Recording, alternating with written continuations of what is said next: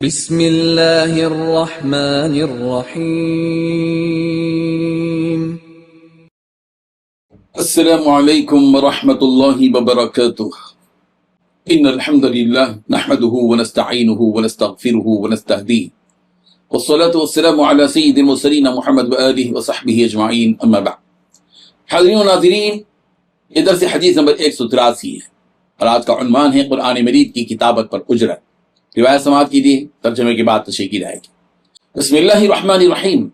عن ابن عباس رضی اللہ عنہما انہ سئل عن اجرت کتابت المصحف فقال لا بأس انما هم مصورون وانہم انما یأکلون من عمل ایدیہم۔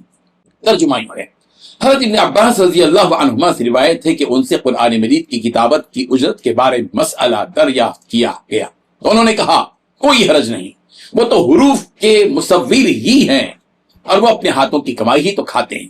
اس حدیث میں 4 باتیں بتائی گئی ہیں۔ پہلی بات، حضرت ابن عباس رضی اللہ عنہما سے روایت ہے کہ ان سے قرآن مجید کی کتابت کی اجرت کے بارے میں مسئلہ دریافت کیا گیا۔ دوسری بات، تو انہوں نے کہا کہ کوئی حرج نہیں۔ تیسری بات، وہ تو حروف کے مصور ہی ہیں۔ چوتھی بات، اور وہ اپنے ہاتھوں کی کمائی ہی کھاتے ہیں۔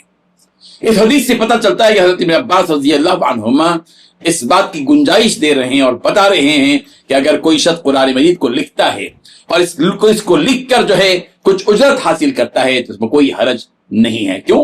اس لیے کہ وہ حروف کی مصوری کرتا ہے، یعنی حروف کو تصویر کی شکل دیتا ہے اور وہ اپنے ہاتھوں کی کمائی کھاتا ہے، محنت کر رہا ہے۔ ظاہر بات ہے کہ اس میں کوئی حرج نہیں ہے کہ کوئی قرآن مجید کی کتابت کرے، قرآن مجید لکھے اور اس سے جو ملنے والی اجرت ہے وہ حاصل کرے۔ اللہ تبارک و تعالی ہم سب کو ان حدیث کو سمجھنے کی توفیق عطا فرمائے، آمین۔ وآخر دعوانا ان الحمد للہ رب العالمین۔